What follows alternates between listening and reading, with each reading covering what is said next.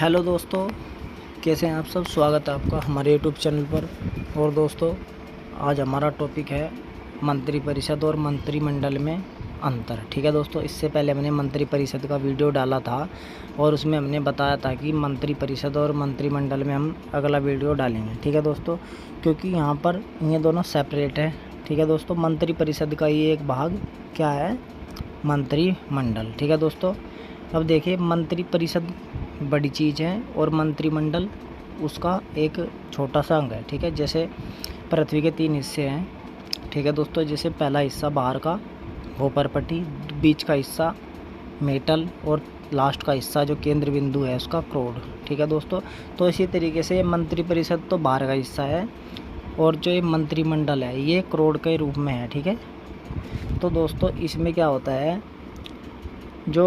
तो दोस्तों मंत्रिपरिषद में क्या होता है, मंत्रिपरिषद जो होती है वो मंत्रियों की परिषद होती है। ठीक है दोस्तों, उसमें 3 तरह के मंत्री होते हैं। ठीक है दोस्तों, 3 तरह के।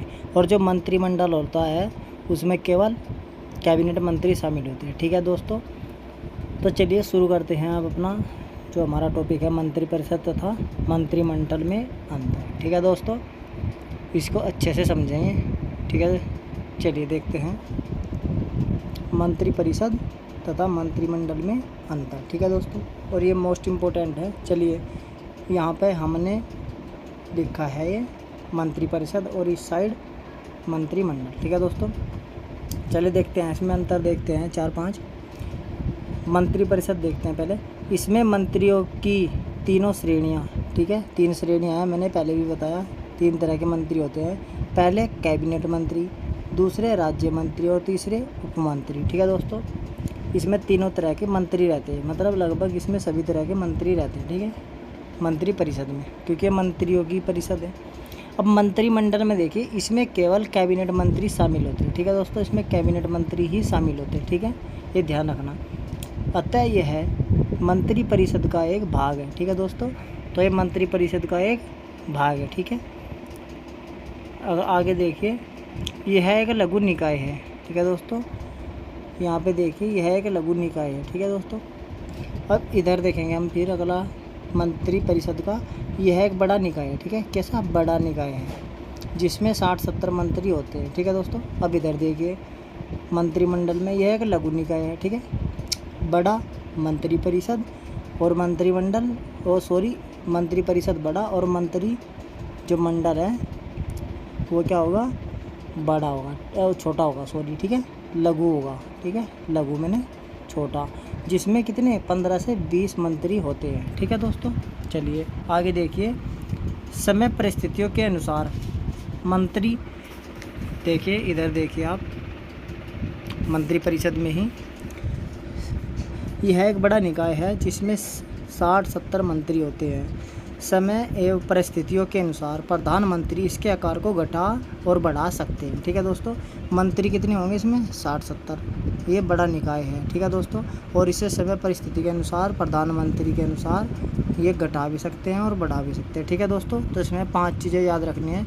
एक तो ये बड़ा निकाय है, एक इसमें जो मंत्री होते हैं में 60-70 होते हैं, और इन संख्या को घटा भी सकते हैं, 100 भी कर सकते हैं, लेकिन कितनी होनी चाहिए, हमने पढ़ा था ना 91वें संविधान संशोधन द्वारा 15%। ठीक है दोस्तों, उस तक होनी चाहिए।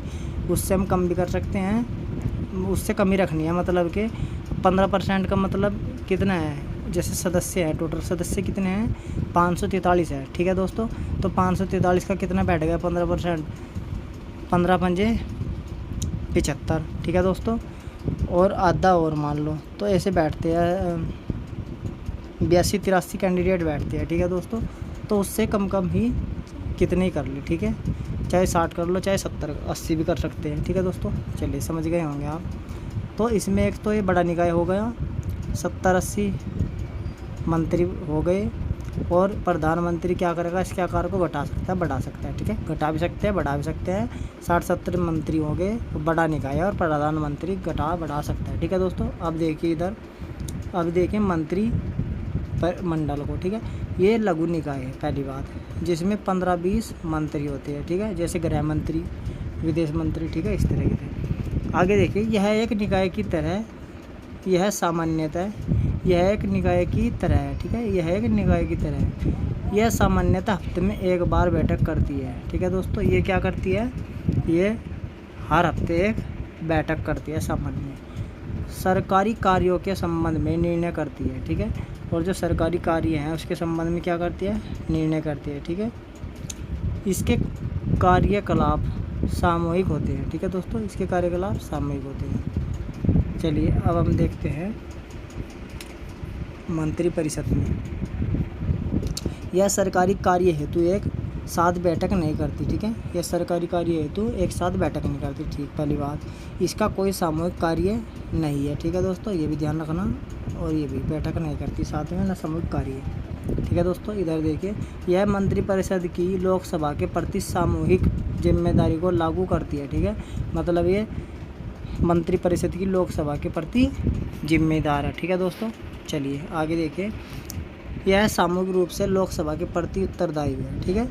मंत्रिमंडल किसके, लोकसभा की, ठीक है। मंत्रिपरिषद लोकसभा की, ठीक है दोस्तों। देखिए यहाँ पे, यह मंत्रिपरिषद की लोकसभा के प्रति सामूहिक जिम्मेदारी को लागू करती है। और यहाँ भी यह सामूहिक रूप से लोकसभा के प्रति उत्तरदायी, ठीक है। चलिए नेक्स्ट देखिए, अब हम देखते हैं मंत्रिमंडल की तरफ। यह मंत्रिपरिषद को राजनीतिक निर्णय लेकर निर्देश देती है तथा यह निर्देश सभी मंत्रियों पर बाध्यकारी होते हैं, ठीक है दोस्तों। ये सभी मंत्रियों को मान्य होते हैं, ठीक है। अब इधर देखिए, इसके कार्यों का निर्धारण मंत्रिमंडल करती है, ठीक है। अब मंत्रिमंडल तय करती है कि क्या कार्य करने हैं मंत्रिपरिषद को, ठीक है दोस्तों। चलिए अब इधर देखते हैं, संविधान के अनुच्छेद 74 व 75 में इसका विस्तृत वर्णन किया गया है, अतः यह एक संवैधानिक निकाय है, ठीक है दोस्तों।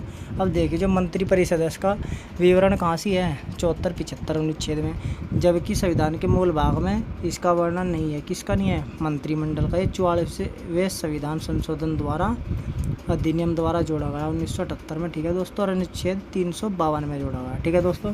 देखिए मोटा मोटा समझा देता हूँ मैं। जो मंत्रिपरिषद है उसमें 3 तरह के मंत्री रहते हैं, ठीक है दोस्तों। मंत्रिमंडल में केवल कैबिनेट मंत्री रहेंगे, पहला अंतर, ठीक है दोस्तों। दूसरा अंतर, मंत्रिपरिषद में 60-70 मंत्री रहेंगे और मंत्रिमंडल में 15-20 रहेंगे, ठीक है।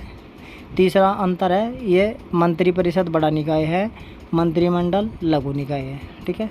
चौथा अंतर ये है, सरकार के जो कार्य है, ठीक है, उसके संबंध में निर्णय करती है, ठीक है दोस्तों, ये, ठीक है। और ये जो है मंत्रिपरिषद सरकारी कार्य हेतु एक कोई बैठक नहीं करती, ठीक है। और कोई सामूहिक कार्य भी नहीं करती, ठीक है। जबकि सामूहिक कार्य कौन करे, मंत्रिमंडल करे। और मंत्रिमंडल हर सप्ताह मीटिंग करे, ठीक है। जबकि ऐसा मंत्रिपरिषद नहीं करती, ठीक है दोस्तों।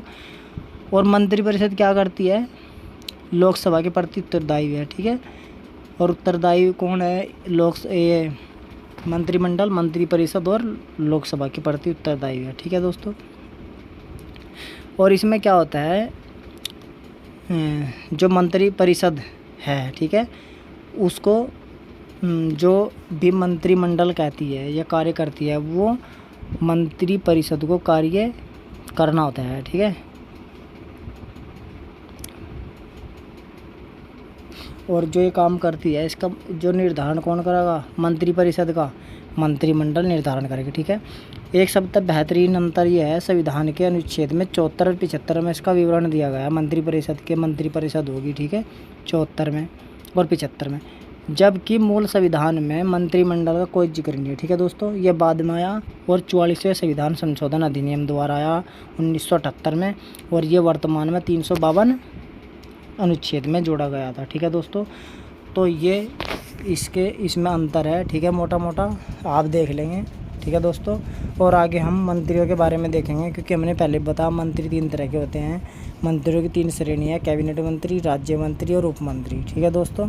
और जो राज्य मंत्री है वो उसमें 2 तरह के मंत्री हों, एक तो वे मंत्री हो जो कैबिनेट मंत्री का सहायक हो, और दूसरा राज्य मंत्री हो जो स्वतंत्र प्रभार हो, ठीक है दोस्तों।